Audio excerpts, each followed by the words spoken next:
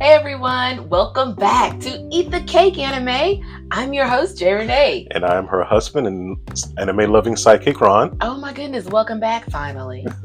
Yeah, everyone, as you know, it is, of course, Leading Ladies Month, and producer Ron has been in absentia. So we're not going to ask why. We're not going to ask, what took you so long to talk about the leading ladies? Because I know your opinion. So we're going to just jump right in, okay? There we go.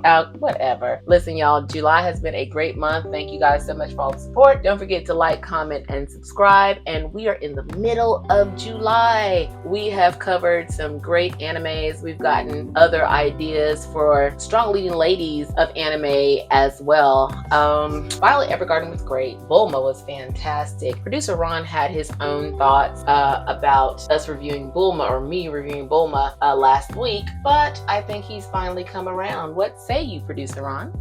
Well, the ladies or lady that we're going to be discussing today comes from one of my favorite anime that I actually introduced to my loving wife.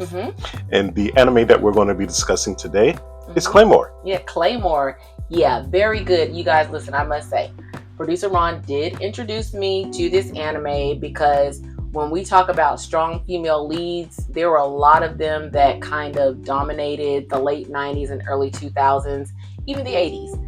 From Bulma from last week. Also, Full Metal Alchemist. We had Winry Rockbell. We've talked about Saber from Fate Stay Night. These are all strong female anime characters based in the early 2000s, the late 90s, and Claymore fits right in.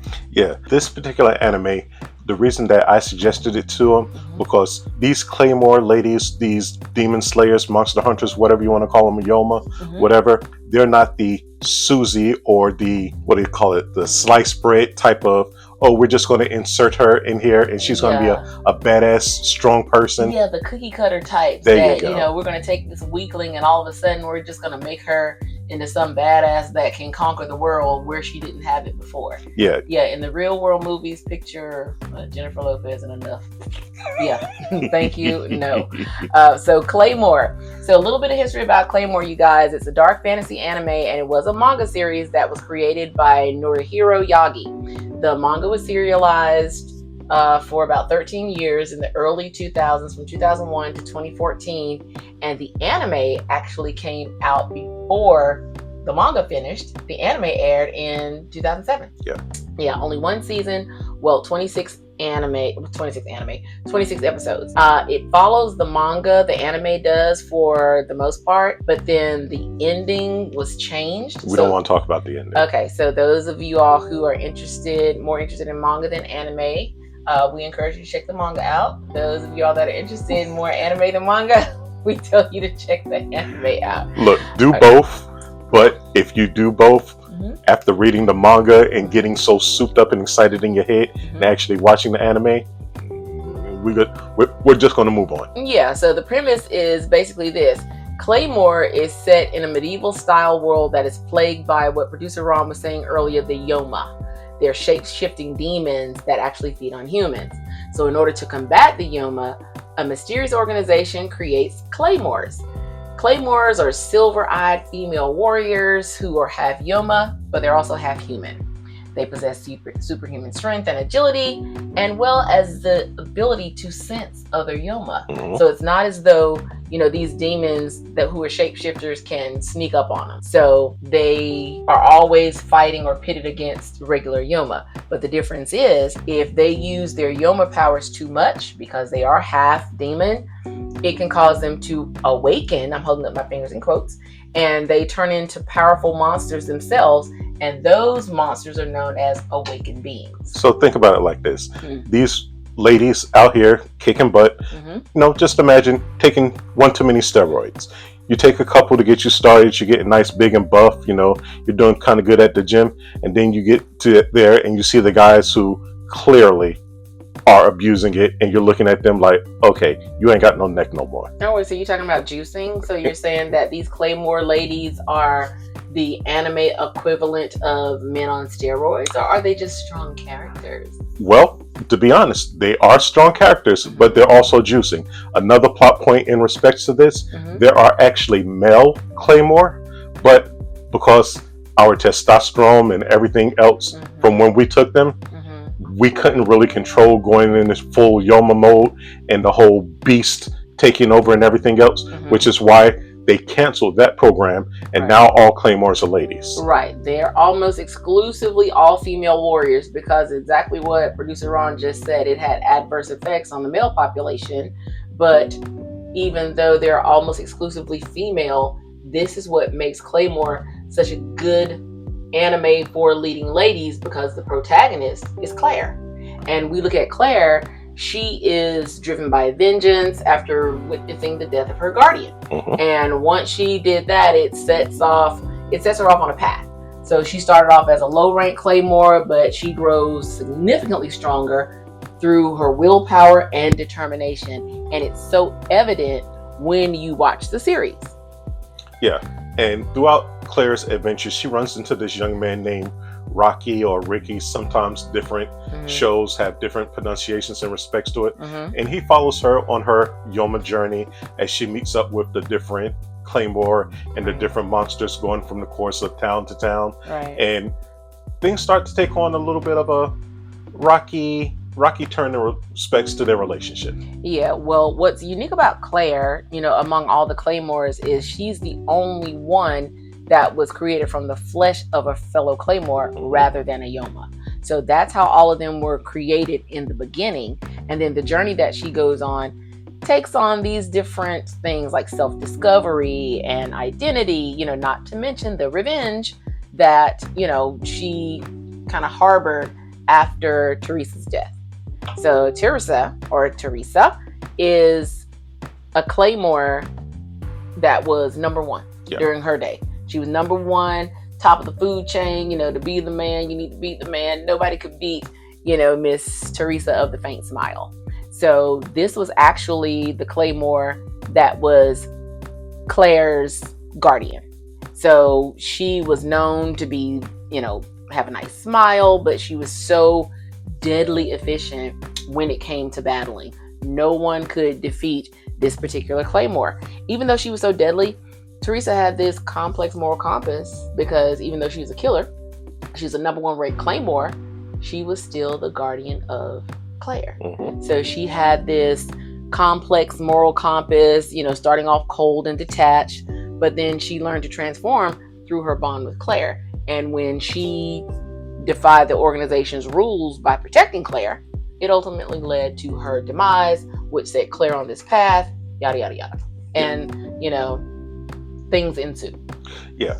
And one thing about these Claymores, all these Claymores, again, as my beautiful wife mentioned, are all women. They all have silver eyes. And one thing or one characteristic in respects to all of them, they're all beautiful young women.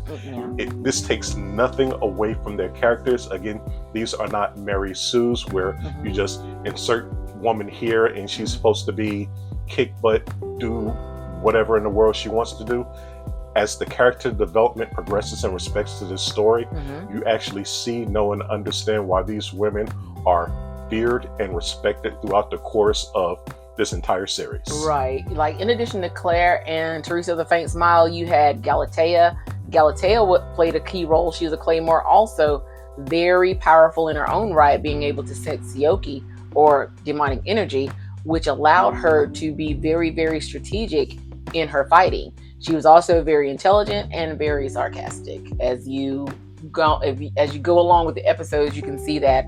Also, Maria, Phantom Maria, she was a tactical genius, leader of the Ghosts. The Ghosts were a rogue group of Claymores. Of course, as you get more into the anime, you will see that these women, all of them, strong-willed, intelligent, very protective, they know their role as Claymores, but by the same token, they were so strong. It was feminine strength without fan service. That's what tripped me out. Like, unlike a lot of anime, Claymore really avoided the sexualizing of its characters. The women were warriors first, with realistic designs and serious characterization. I agree 100%. And you guys, let me tell you something. Here at Eat the Cake Anime, this is one of the things that impressed me most about Claymore, was that fact. And also the fact that while they were doing all of this many of the Claymores are struggling with, their monstrous side, their loss of their humanity, because they were half demon, half Yoma, and the trauma of their pasts that made them what they were. And not to mention the organization and the things that they had to deal with within the organization. Yes, I'm holding my fingers up in quotes again. Yeah, in respects to the organization, these boys needs to be what's the best way? Destroyed, burned at the cross, neutralized. They pretend to be a religious organization, but they're basically just a bunch of money grubbing. Yeah, word I don't want to say right now. Yeah, they're the exploiting that they did of the women, like the whole design. Adding the political intrigue and a theme of resistance against the man. It just kind of reminded me. It was almost Squid Game in its ultimate, questioning authority. Well, crap. If you haven't seen the final season of Squid Game, we not going to talk about it. Just watch it. Yeah, watch it. Yeah. So back to Claymore.